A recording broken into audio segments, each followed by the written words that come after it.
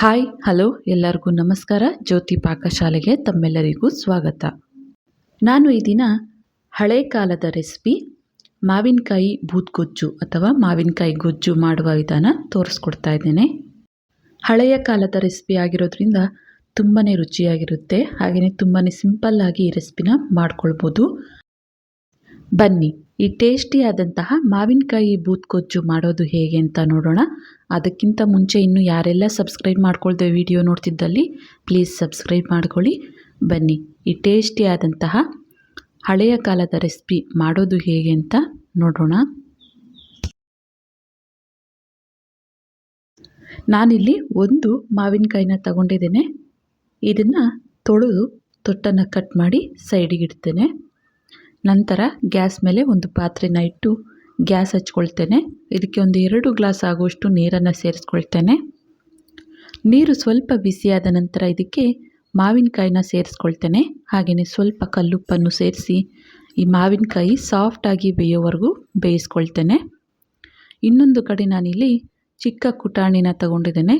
ಇದಕ್ಕೆ 8ರಿಂದ 10 ಎಸಳು ಬೆಳ್ಳುಳ್ಳಿನ ಸೇರಿಸ್ಕೊಳ್ತೇನೆ. ಹಾಗೆಯೇ ಒಂದು 5ರಿಂದ 6 ಹಸಿಮೆಣಸಿನ್ಕಾಯಿನ ಈ ರೀತಿ ಮುರಿದು ಸೇರಿಸ್ಕೊಳ್ತಾ ಇದ್ದೇನೆ. ಇದನ್ನು ಈಗ ತರಿ ಇರೋ ರೀತಿ ಕುಟ್ಟಬೇಕಾಗುತ್ತೆ. ನೋಡ್ಬೋದು ನಾನಿಲ್ಲಿ ತೋರಿಸ್ತಾ ಇದ್ದೇನೆ. ಈ ರೀತಿಯಾಗಿ ಸ್ವಲ್ಪ ತರಿ ಇರಬೇಕು. ಆ ರೀತಿ ಇದನ್ನು ಕುಟ್ಟಿ ಸೈಡಿಗೆ ಇಡ್ತೇನೆ.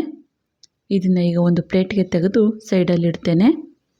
ನಂತರ ನೋಡ್ಬೋದು ಒಂದು ಅರ್ಧ ಕಪ್ ಆಗುವಷ್ಟು ಕಾಯನ್ನು ತಗೊಂಡಿದ್ದೇನೆ. ಈ ಕಾಯನ್ನು ಚಿಕ್ಕ ಮಿಕ್ಸಿ ಜಾರಿಗೆ ಸೇರಿಸಿ ಮೊದಲಿಗೆ ಹಾಗೆ ರುಬ್ಕೊಂಬರ್ತೇನೆ ಒಂದ್ಸರಿ. ನಂತರ ಇದಕ್ಕೆ ಸ್ವಲ್ಪ ನೀರನ್ನು ಸೇರಿಸಿ ನುಣ್ಣಗೆ ಇದನ್ನು ರುಬ್ಕೊಳ್ಬೇಕಾಗುತ್ತೆ. ನೋಡಿ ಈ ರೀತಿಯಾಗಿ ನುಣ್ಣಗೆ ರುಬ್ಬಿ ಇದನ್ನು ಸಹ ಒಂದು ಸೈಡಿಗೆ ಇಡ್ತೇನೆ. ನಂತರ ನಾನಿಲ್ಲಿ ತೋರಿಸ್ತಾ ಇದ್ದೀನಿ. ನೋಡ್ಬೋದು ಮಾವಿನಕಾಯಿ ಚೆನ್ನಾಗಿ ಸಾಫ್ಟಾಗಿ ಬೆಂದಿದೆ. ಈಗ ಇದನ್ನು ಒಂದು ಪ್ಲೇಟಿಗೆ ಅಥವಾ ಒಂದು ಬಟ್ಲಿಗೆ ತೆಗೆದುಕೊಂಡು ಈ ಮಾವಿನಕಾಯಿ ಸ್ವಲ್ಪ ತಣ್ಣಗಾಗಲಿಕ್ಕೆ ಬಿಡಬೇಕಾಗುತ್ತೆ.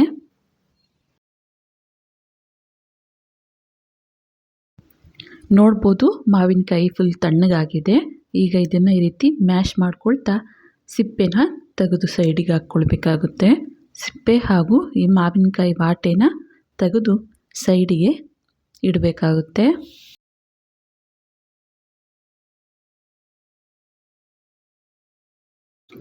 ನೋಡ್ಬೋದು ಸಿಪ್ಪೆ ತೆಗೆದಂತಹ ಈ ಮಾವಿನಕಾಯಿ ಮಿಶ್ರಣ ಚೆನ್ನಾಗಿ ಈ ರೀತಿಯಾಗಿ ಮ್ಯಾಶ್ ಮಾಡ್ಕೊಳ್ಬೇಕಾಗುತ್ತೆ.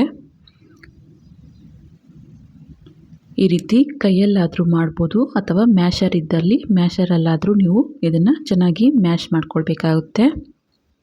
ನೋಡಿ ಈ ರೀತಿಯಾಗಿ ಚೆನ್ನಾಗಿ ಮ್ಯಾಶ್ ಮಾಡ್ಕೊಂಡಿದ್ದಾಯಿತು. ಈಗ ಇದಕ್ಕೆ ರುಬ್ಬಿಕೊಂಡಂತಹ ಕಾಯಿ ಮಿಶ್ರಣ ಸೇರಿಸ್ಕೊಳ್ತಾ ಇದ್ದೇನೆ. ಹಾಗೆಯೇ 1 ಕಪ್ ಆಗುವಷ್ಟು ಗಟ್ಟಿ ಇರುವಂತಹ ಮೊಸರನ್ನು ಸೇರಿಸ್ಕೊಂಡಿದ್ದೇನೆ. ಆದಷ್ಟು ಫ್ರೆಶ್ ಆಗಿರುವಂತಹ ಮೊಸರನ್ನು ಬಳಸಿದ್ದೀವಿ ಅಂದರೆ ಈ ಗೊಜ್ಜು ತುಂಬಾ ಟೇಸ್ಟಿಯಾಗಿರುತ್ತೆ. ಮೊಸರು ಹಾಗೂ ಕಾಯಿ ಮಿಶ್ರಣ ಸೇರಿಸಿ ಚೆನ್ನಾಗಿ ಇದನ್ನು ಮಿಕ್ಸ್ ಮಾಡ್ಕೊಳ್ಬೇಕಾಗುತ್ತೆ. ನಾವು ಹಾಕಿರುವಂತಹ ಮೊಸರು ಗಂಟಿಲ್ಲದೆ ಇರೋ ರೀತಿ ಚೆನ್ನಾಗಿ ಇದನ್ನು ಮಿಕ್ಸ್ ಮಾಡ್ಕೊಳ್ಬೇಕಾಗುತ್ತೆ. ಇನ್ನು ಯಾರೆಲ್ಲ ಸಬ್ಸ್ಕ್ರೈಬ್ ಮಾಡ್ಕೊಳ್ದೆ ವಿಡಿಯೋ ನೋಡ್ತಿದ್ದಲ್ಲಿ ಪ್ಲೀಸ್ ಸಬ್ಸ್ಕ್ರೈಬ್ ಮಾಡ್ಕೊಳ್ಳಿ. ಬೆಲ್ ಐಕಾನ್ ಮೇಲೆ ಕ್ಲಿಕ್ ಮಾಡಿ ಆಲ್ ಅನ್ನೋ ಆಪ್ಷನ್ನ ಆನ್ ಮಾಡ್ಕೊಳ್ಳಿ. ನಾನು ಯಾವುದೇ ಹೊಸ ವಿಡಿಯೋ ಅಪ್ಲೋಡ್ ಮಾಡಿದ್ರೂ ನಿಮಗೆ ನೋಟಿಫಿಕೇಷನ್ ಬರುತ್ತೆ. ಗೊಜ್ಜು ಸ್ವಲ್ಪ ಗಟ್ಟಿಯಾಯಿತು ಅನ್ನಿಸ್ತು. ಹಾಗಾಗಿ ಮಿಕ್ಸಿ ಜಾರಿಗೆ ಸ್ವಲ್ಪ ನೀರನ್ನು ಸೇರಿಸಿ ಕಲಸಿ ಸೇರಿಸ್ಕೊಳ್ತಾ ಇದ್ದೇನೆ. ನೀರನ್ನು ಸೇರಿಸಿ ಚೆನ್ನಾಗಿ ಮಿಕ್ಸ್ ಮಾಡಿ ಈಗ ಇದಕ್ಕೆ ಒಗ್ಗರಣೆ ಮಾಡಿಕೊಳ್ಳೋಣ. ಒಗ್ಗರಣೆಗೆ ಅಂತ ನಾನಿಲ್ಲಿ ಚಿಕ್ಕ ಕಡಾಯಿನ ಗ್ಯಾಸ್ ಮೇಲೆ ಇಟ್ಟು ಗ್ಯಾಸ್ ಹಚ್ಕೊಳ್ತೇನೆ. ಇದಕ್ಕೆ ಸ್ವಲ್ಪ ಎಣ್ಣೆನ ಸೇರಿಸ್ಕೊಳ್ತೇನೆ. ಎಣ್ಣೆ ಬಿಸಿಯಾದ ನಂತರ ಸಾಸಿವೆನ ಸೇರಿಸ್ಕೊಳ್ತೇನೆ. ಸಾಸಿವೆ ಸಿಡಿದ ನಂತರ ಇದಕ್ಕೆ ಬೆಳ್ಳುಳ್ಳಿ ಹಸಿಮೆಣಸಿನ್ಕಾಯಿನ ಕುಟ್ಟಿರುವಂತಹ ಮಿಶ್ರಣ ಸೇರಿಸ್ಕೊಳ್ತಾ ಇದ್ದೇನೆ. ಈ ಬೆಳ್ಳುಳ್ಳಿ ಹಸಿಮೆಣಸಿನ್ಕಾಯಿ ಎಣ್ಣೆಯಲ್ಲಿ ಚೆನ್ನಾಗಿ ಫ್ರೈ ಆಗಬೇಕು. ಈ ಬೆಳ್ಳುಳ್ಳಿ ಲೈಟಾಗಿ ಕಲರ್ ಚೇಂಜ್ ಆಗಬೇಕು. ಅಲ್ಲಿವರೆಗೂ ಇದನ್ನು ಚೆನ್ನಾಗಿ ಎಣ್ಣೆಯಲ್ಲೇ ಫ್ರೈ ಮಾಡ್ಕೊಳ್ಬೇಕಾಗುತ್ತೆ.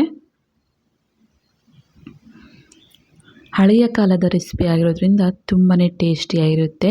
ಬಿಸಿ ಅನ್ನದ ಜೊತೆಗೆ ಇದನ್ನು ಬಡಿಸಿದ್ದೀವಿ ಅಂದರೆ ಒಂದು ತುತ್ತು ಅನ್ನ ಊಟ ಜಾಸ್ತಿನೇ ಮಾಡ್ತಾರೆ. ಅಷ್ಟು ಟೇಸ್ಟಿಯಾಗಿರುತ್ತೆ ಈ ಗೊಜ್ಜು. ನೋಡಿ ಒಗ್ಗರಣೆ ಎಲ್ಲ ಚೆನ್ನಾಗಿ ಫ್ರೈ ಆಯಿತು. ಗ್ಯಾಸನ್ನು ಆಫ್ ಮಾಡ್ಕೊಳ್ತೇನೆ. ಈ ಗೊಜ್ಜಿಗೆ ಒಗ್ಗರಣೆನ ಮಿಕ್ಸ್ ಮಾಡ್ಕೊಳ್ತೇನೆ. ಈ ಕಡಾಯಿಗೆ ಸ್ವಲ್ಪ ಗೊಜ್ಜನ್ನು ಸೇರಿಸಿ ಮಿಕ್ಸ್ ಮಾಡಿ ಇದಕ್ಕೆ ಸೇರಿಸ್ಕೊಳ್ತಾ ಇದ್ದೇನೆ. ಒಗ್ಗರಣೆನ ಸೇರಿಸಿ ಚೆನ್ನಾಗಿ ಇದನ್ನು ಮಿಕ್ಸ್ ಮಾಡ್ಕೊಳ್ಳೋಣ. ಉಪ್ಪು ಕಮ್ಮಿ ಆಗಿದೆ ಅನ್ನಿಸ್ತು, ಹಾಗಾಗಿ ನಾನಿಲ್ಲಿ ಸ್ವಲ್ಪ ಉಪ್ಪನ್ನು ಸೇರಿಸಿ ಚೆನ್ನಾಗಿ ಇದನ್ನು ಮಿಕ್ಸ್ ಮಾಡ್ಕೊಳ್ತಾ ಇದ್ದೇನೆ. ನೋಡ್ಬೋದು, ಟೇಸ್ಟಿಯಾದಂತಹ ಮಾವಿನಕಾಯಿ ಬೂದ್ಗೊಜ್ಜು ರೆಡಿ ಆಯಿತು. ಇದನ್ನು ನಾನಿಲ್ಲಿ ಬಿಸಿ ಅನ್ನದ ಜೊತೆಗೆ ಸರ್ವ್ ಮಾಡ್ತಾ ಇದ್ದೇನೆ. ಅನ್ನಕ್ಕೆ, ಚಪಾತಿಗೆ, ರೊಟ್ಟಿಗೆ ಈ ಗೊಜ್ಜು ತುಂಬಾ ಟೇಸ್ಟಿಯಾಗಿರುತ್ತೆ. ನೋಡಿದ್ರಲ್ಲ, ಹಳೆಯ ಕಾಲದ ರೆಸಿಪಿ ಮಾವಿನಕಾಯಿ ಬೂದ್ಗೊಜ್ಜು ಮಾಡುವ ವಿಧಾನ.